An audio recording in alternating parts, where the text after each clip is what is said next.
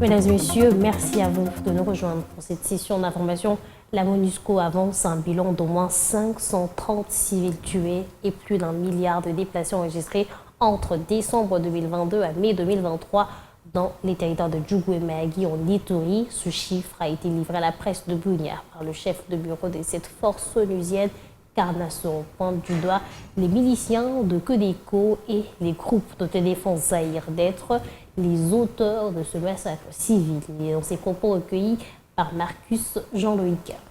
Nous avons ici une violence en Ituri qui a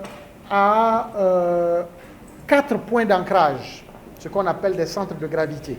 Depuis le 1er décembre 2022 au 10 mai, nous estimons à autour de 530 personnes qui ont été tuées, qui ont perdu la vie, essentiellement dans le plus grand centre de gravité, c'est-à-dire Djougou et Mahagi. Du côté de Djougou, Mahagi, nous avons autour de 1 million de déplacés. Tout ceci est l'œuvre de groupes armés qui se battent dans la zone, qui s'attaquent aux populations civiles, dans des cycles de représailles, attaques-représailles.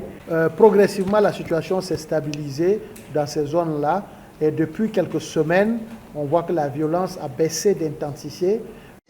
Et donc ce travail de protection physique se fait au quotidien. Vous avez dû constater que les dernières attaques directes sur les sites de déplacés, ce sont des attaques qui datent de 8 mois.